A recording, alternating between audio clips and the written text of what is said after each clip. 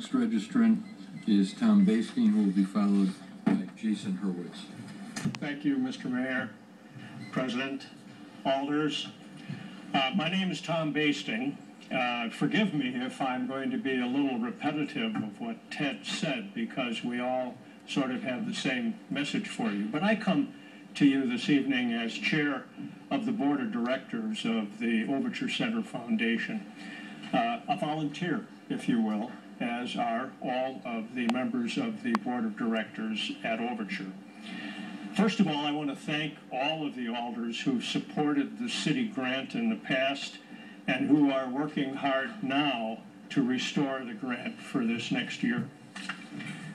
It was just 2 years ago that several of us from Overture met regularly to eventually negotiate the structural agreement between the city and the Overture Center Foundation. The alders involved in that effort worked tirelessly to end up with an agreement that was fair to both sides.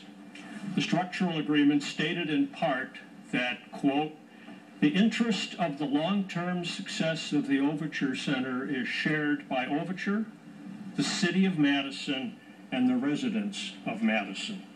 That agreement, and I stress the word agreement, was effective January 1st, 2011, and continues in effect for its initial term of 10 years to December 31st, 2020. The agreement required the Overture Center Foundation to do a number of things and to meet certain stated goals. In exchange, the city agreed to commit to an annual grant to Overture in an amount of $2 million. The agreement was also subject to the city and Overture entering into an annual performance contract, which again required Overture to meet certain goals and performance requirements. Overture has kept its part of the bargain. It has met its goals, and it's satisfied each and every provision in the structural agreement and the annual performance agreement. I'm here tonight on behalf of Overture to ask the city to keep its part of the bargain. We did our part. Our numerous donors have done their part and relied on the city in doing so. Our incredible, dedicated, talented, and faithful staff have relied on the city to do its part. If the city's promised grant is slashed by over $1 million, as the mayor has suggested, Overture will not be able to provide the comprehensive services to the entire Madison community that the city expected in the structural agreement. If the city's grant is substantially reduced, it will very likely not be possible for Overture to continue to meet its fundraising goal.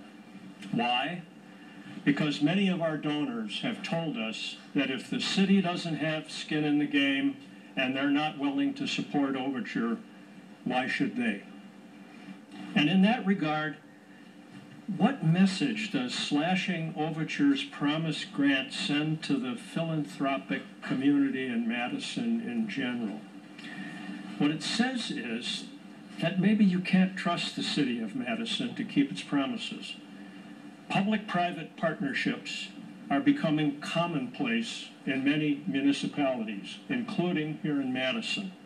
But those partnerships have to be based on a mutual trust and understanding that both parties will live up to their agreements. When the structural agreement was negotiated, many of the alders expressed concern that the Overture Center needed to be appropriately maintained, and that concern was factored into the city's grant.